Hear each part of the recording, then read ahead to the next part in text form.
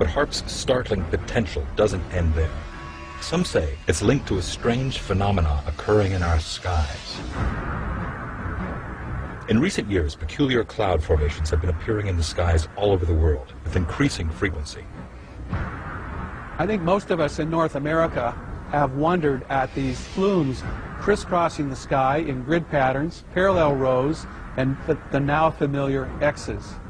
And many of us have wondered what these trails are.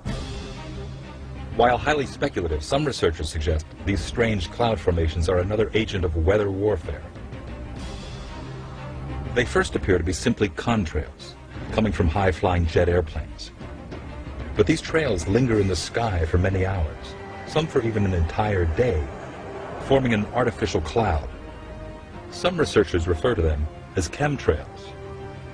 Chemtrails are deliberately sprayed by high-flying U.S. Air Force tankers, dispersing chemicals into the atmosphere.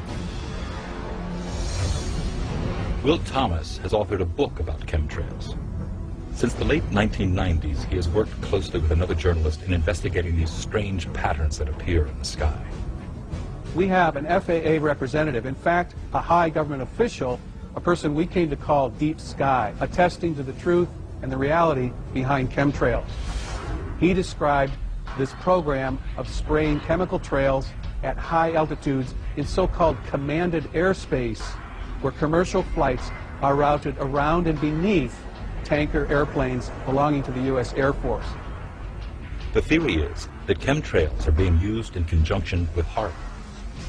By spraying metal oxides into the air above enemy skies, then directing ELF waves from HAARP to heat those metal oxides, the temperature of the sky is raised to more than 100 degrees Fahrenheit, preventing the accumulation of water vapor that would otherwise form clouds and produce rainfall.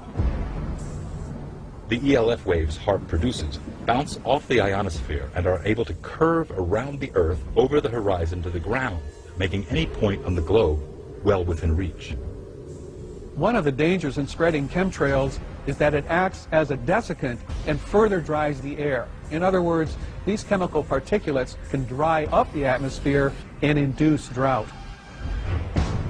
Imagine the effects of chemtrails on the battlefield, causing extended droughts in enemy countries, drying up their resources, forcing surrender. Just as terrifying is another form of weather being weaponized, rain, that can trigger devastating floods and wipe cities clean off the map. If you can make it rain, you can have a profound effect on the battlefield. One of the critical elements in launching a weatherized battle is being able to control rain and unleash floods. The military have had a keen interest in the weather basically since day one. There have been a number of times the military have actually succeeded in developing technology to use the weather. In history, there is a chilling example of a flood that may have been accidentally triggered with a weather weapon. August 15, 1952, near the small town of Lynmouth, England, a massive rainstorm strikes. The river swells. Scores die. It's estimated that 250 times as much rain fell in a period of 24 hours as normally fell in the entire month. The East Lynn and West Lynn rivers flood their banks. According to the BBC, 90 million tons of water sweep down into the town of Lynmouth. 35 people were killed. Bodies wash out to sea and are never found.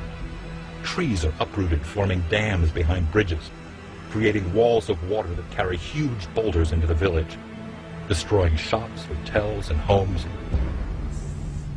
Was this just a freak act of nature?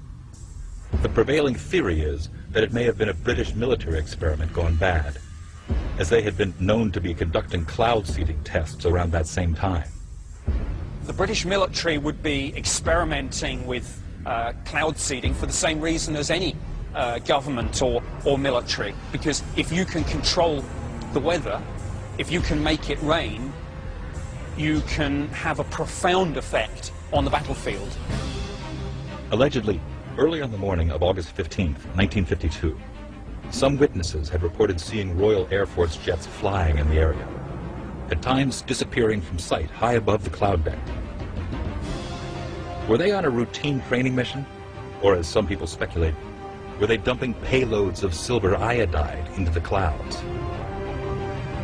Silver iodide is one of the most common chemicals used for cloud seeding. It forces the tiny ice crystals that make up the cloud to fuse together. Once enough tiny ice crystals fuse together, they become heavy and fall to the earth in the form of rain. And on that fateful day in August of 1952, rain fell in record amounts. Did the Royal Air Force embark on daring cloud seeding experiments without the public's knowledge?